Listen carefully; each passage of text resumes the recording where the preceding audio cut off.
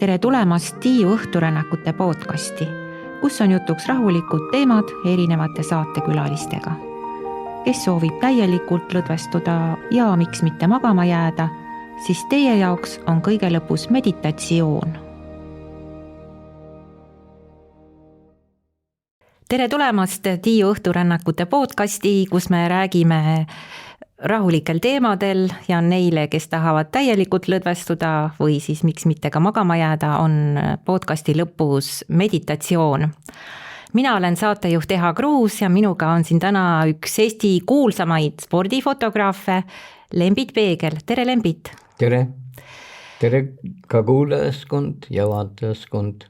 Aitäh, et nõustusid siia tulema ja sinuga seoses on mul selline mälestus 80-ndatest, et kui ilmus kuskil spordifoto, siis see oli Lembit Peegli tehtud, sellepärast et teisi spordifotograafe eriti ei olnud tollal. Noh, oli küll, aga minu pildid olid rohkem vaadatavad. Olid paremad? Paremad lihtsalt ja pidi paremini tegema, sest et kui mina hakkasin hobina pildistama, siis nemad olid juba kõik professionaalid. Ja ma pidin ka professionaalidest ka paremini pildistama. Ja muidugi siis tasustati ka, see oli ka honorari eest. Ja see oli ka, võib ta tolle ajal võib nimetada ka kohakaaslus.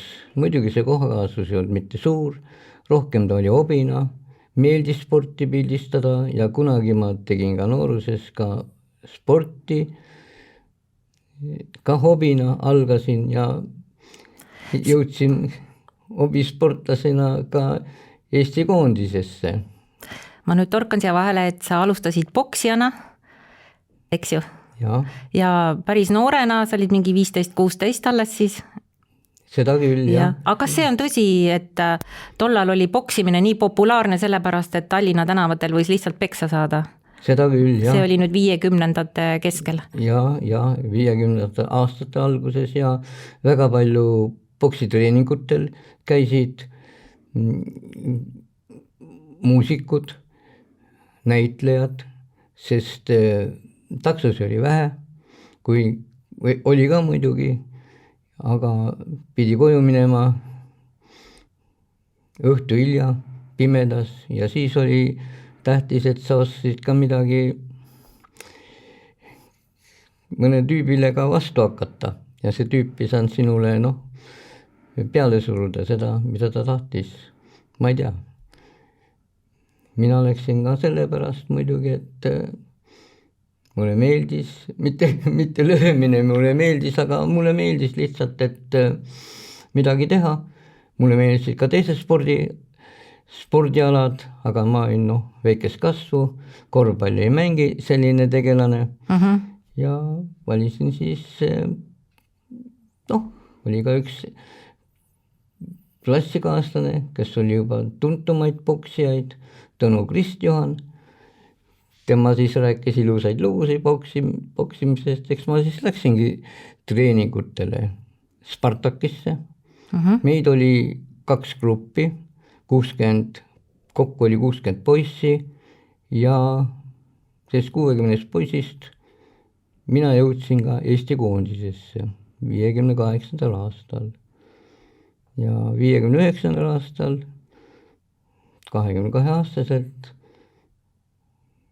ma loobusin poksist, mis pärast oli mul hobina, ma töötasin tol ajal Tallinna Juveeli vabrikus ja siis hakkas mulle meeldima fotograafia ja toimus suur buum fotograafias Nõukogude Liidus ja Eestis.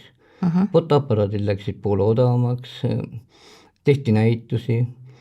Esimene näitus oli, mida ma käisin vaatamas, võib-olla see oli ka esimene tol ajal, tolles Eesti NSV-s, fotonäitus 59. aastal Tallinnas Vabaduse väljaku kunstihoones, et näitusele pääseda, pidi pool tundi sabas seisma. Ohoo, ja, vaat olid ikka ajad.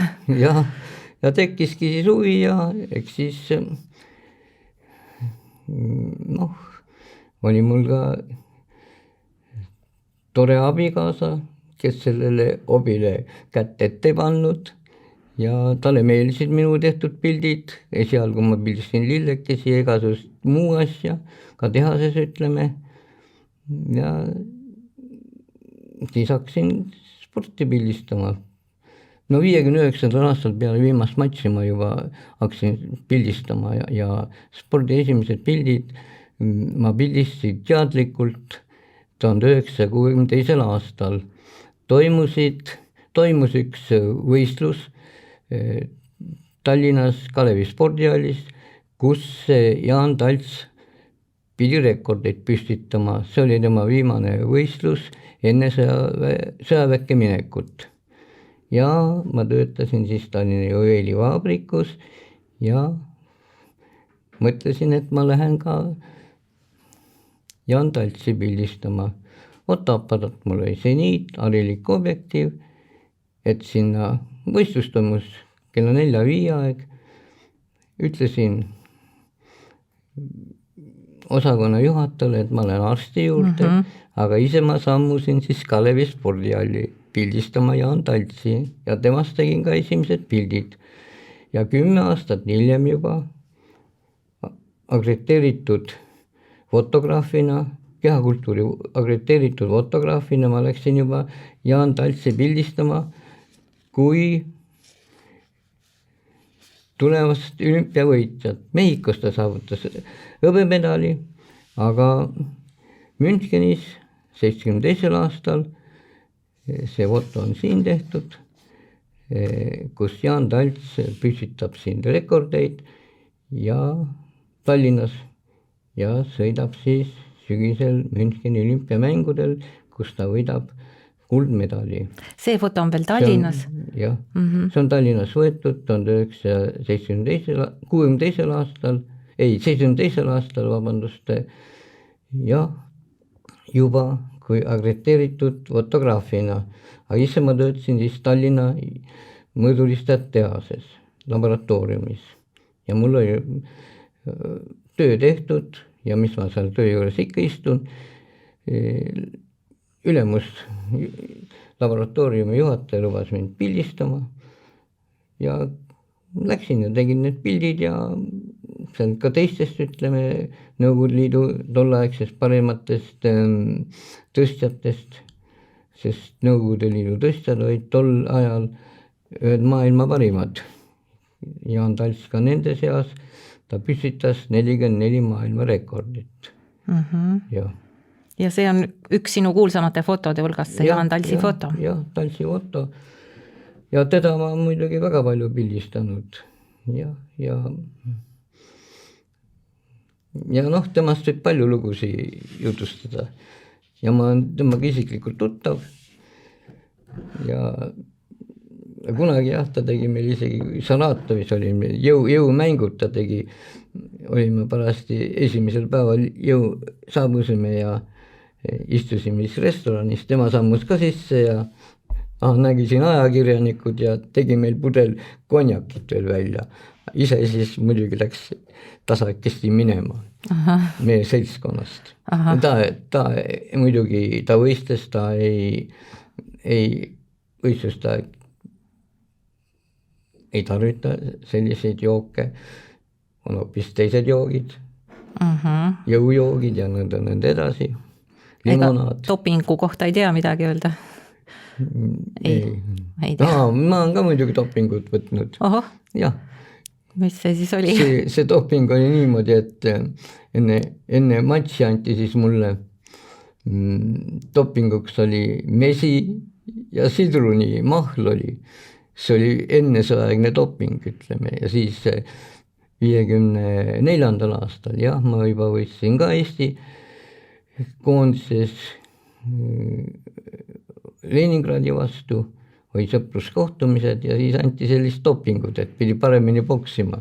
Aga minul on selline asi, et mesi paneb mind magama. Ja siis, mis siis tulemus oli? Võib-olla jah, sellepärast oligi, et no kaotasin niikuinii mitte, et ma magama jäin, aga kanderaamiga ära ei viidud. No sellist dopingut võiks igaüks juua, isegi lapsed. Seda küll, ja. See on üks hea ja lubatud doping. Ja noh, ei ole, noh jah, muidugi üks doping on,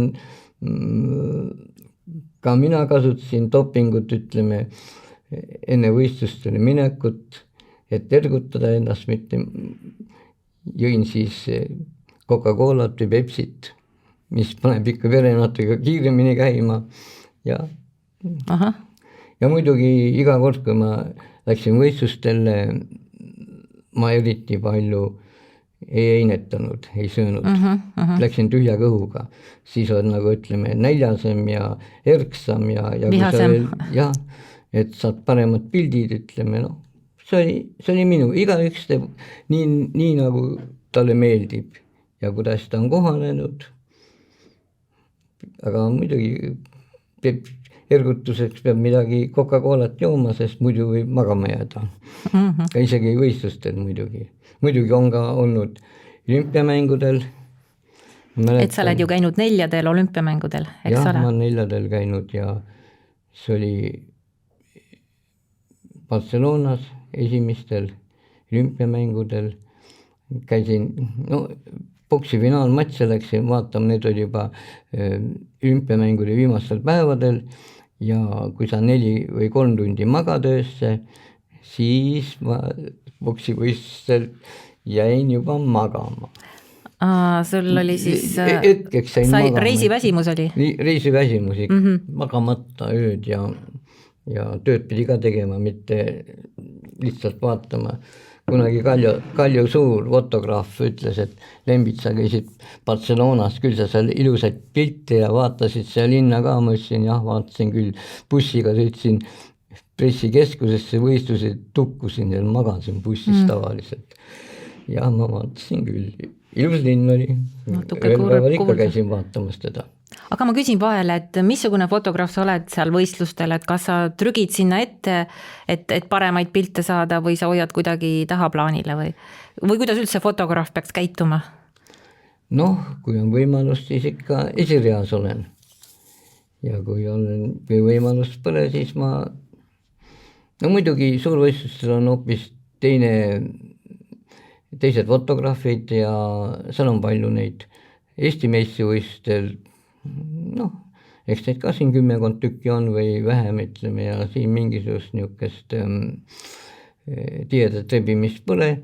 Tihtipeale ma vaatasin ka siin Eestis, ütleme, hoopis huvitamaid punkte, kus pildistada ja alguses pildistasime kõik ühe koha peal, siis ma lahkusin nendest seltskonnast, läksin, otsisin teise koha, et mitte igas väljaandes ei oleks ühesugust pildid. Õige, jah. Ja see oligi see, jah, ma pildistasin teatud kohtades, kus minu konkurendid ei pildistanud. See oli üks sinu trumpe? See oli trump ja teine asi oli see, et ma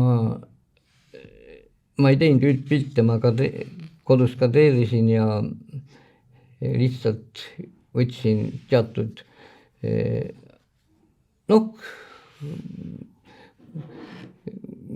kuidas nüüd öelda? Suurendasin ja võtsin siis teatudest, kadreerisin teatud asjad välja üldse. Ja need olid hoopis erinevad kui tolleaegsed professionaalides fotograafide pildid ja need meeldisid ka lehelugejale ja lehelugejatele muidugi. Ega siis kui ma olen saanud ajaleht Edasi, oli tol ajal üks populaarsemaid ja kui ma esimesed pildid saatsin ja pärast, see oli juba 70 aastate keskel, siis nad kasutasid mu pilte ja 89. aastal mul anti ka ajale Edasi selline teenete märk lihtsalt. Jah, see oli mulle üllatuseks. nii et sind pandi tähele ja meeldisid, jah? Toredad pildid olid muidugi teistsugused kui Päevalehes ja Spordilehes. Spordilehte mind ametlikult kutsuti 1989. aasta sügisel, see tähendab, et 26 aastat hiljem, kui mul ilmus esimene pilt Spordilehes. Et nii kaua pidid ennast tõestama? Nii kaua ma pidin ootama või ennast näitama või tegutsema või ma ei tea mis. Ma olin ka 87. aastal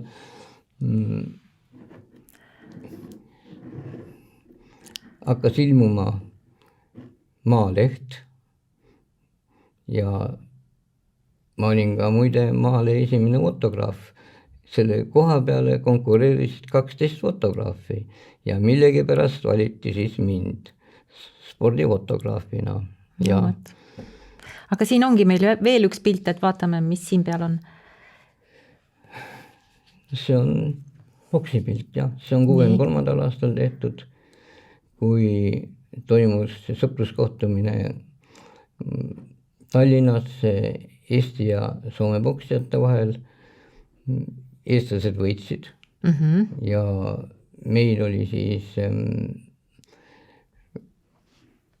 7 Eesti poissi ja 3, ma ei tea, mis rahvusest nad olid, teist keelt nad rääkisid, aga jah,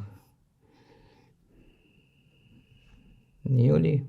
Meie võitsime ja siin on selline... Siin on selline hetk, kus nagu siis... See Limmonen on Rooma olümpiamängude pronksmedali mees oli ja 58. aastal juba mina teda ka tundsin ja Soomes kohtusime, tema oli raskemas kaalus ja mina olin kergemas kaalus ja ikka sõbrutsed seal teiste sportlastega, teistest rahvusest sportlastega ei olnud niimoodi, et nüüd igaüks nurgas istub ja ei tohtinud suhelda siis. Ma ei tea, minule pole keegi öelnud, et ma ei tohi kellega suhelda, isegi Soomest, kellega ma boksin, ma kaotasin, nemad olid vanemad ja juba professionaalsemad, käinud ka paljudel rahvusvahelistel võistlustel ja nad kinkisid mulle oma pildid ja need pildid on mul albumis, fotoalbumis mälestuseks. Ja. Nii, aga siin on üks väga kuulus pilt. No see on korvpall, see on üks tähtsamaid sündmusi võib-olla Eesti korvpalli ajaloos, kus me võidame Ameerika Ühendriikide korvpallureid. Me võidame, aga turniiri võitsid siiski ameeriklased. Kuidas see, milles see paradoks siis on? Noh, me kaotasime seal vist kellelegi, ma ei mäleta, kellele me kaotasime, kas Leedule või NSV Liidu. See oli 1970. aastal, kui just Kalevi spordihallis toimus nelikturniir Eesti, USA, Leedu ja NSV Liidu teise koondise vahel korvpalliturniir. Ja meie võitsime Ameerika Ühendriikide korvpallureid.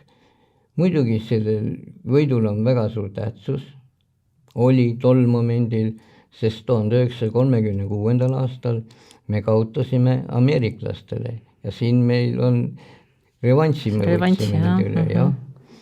Ja oli väga tore võistlus. Tol momendil ma asendasin spordilehe fotograafi Toomas Arringut, tema oli puhkusel ja mul tuli teha sellised pildid, ütleme. Ja väga hästi õnnestunud see kaod ära. Siin on, ütleme, Jaak Salumets võitleb ameeriklasega.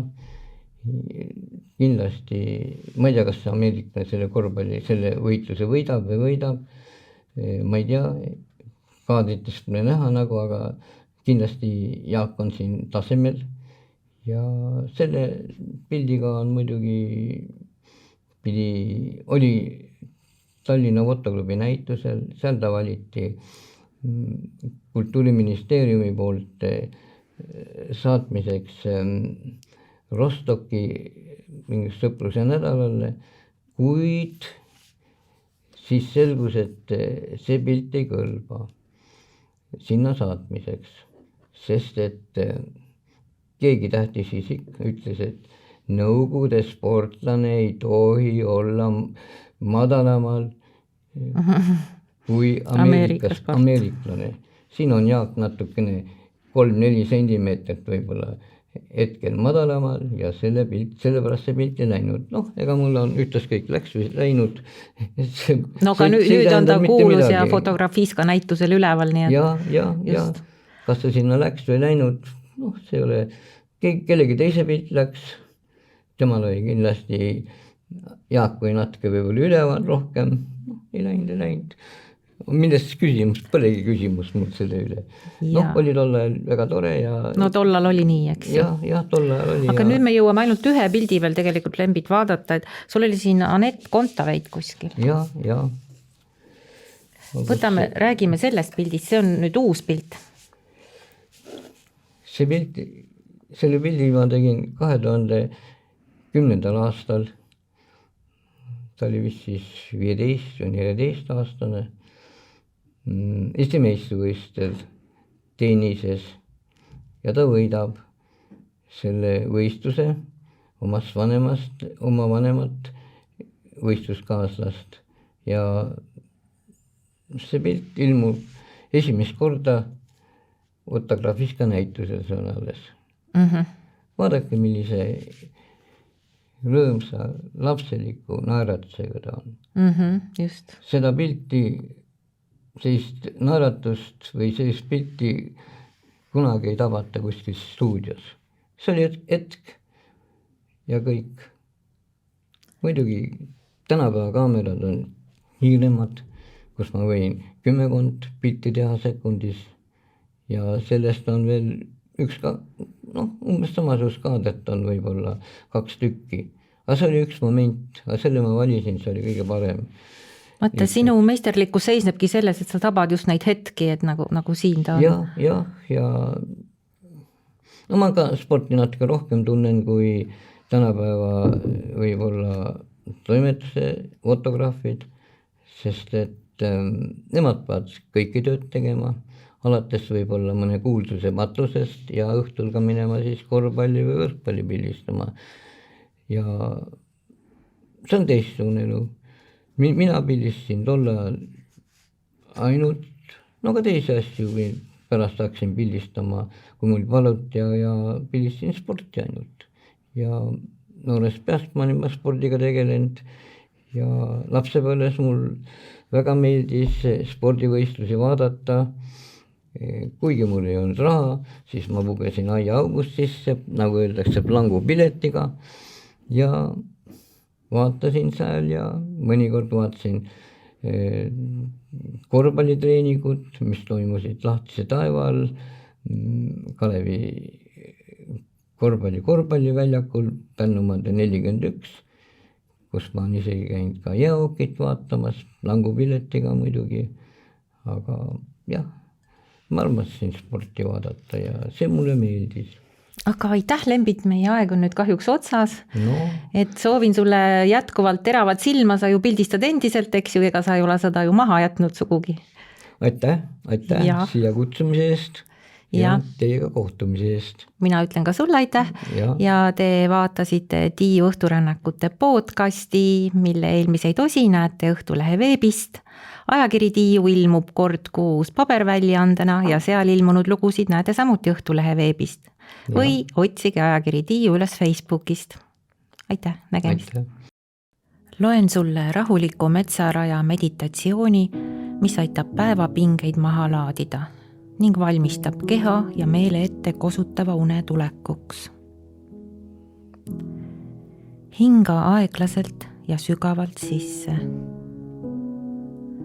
Hinga aeglaselt ja sügavalt välja. Tunneta, kuidas su keha muutub raskemaks.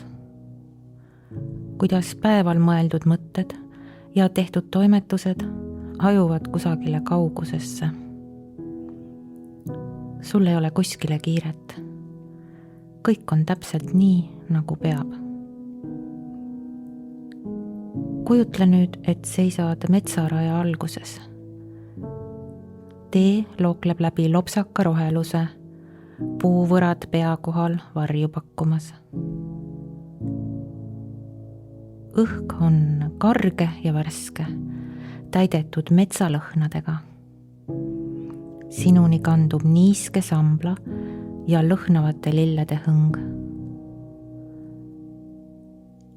Astud esimese sammu ja tunned, kuidas jalg õrnalt samblasesse maapinda vajub.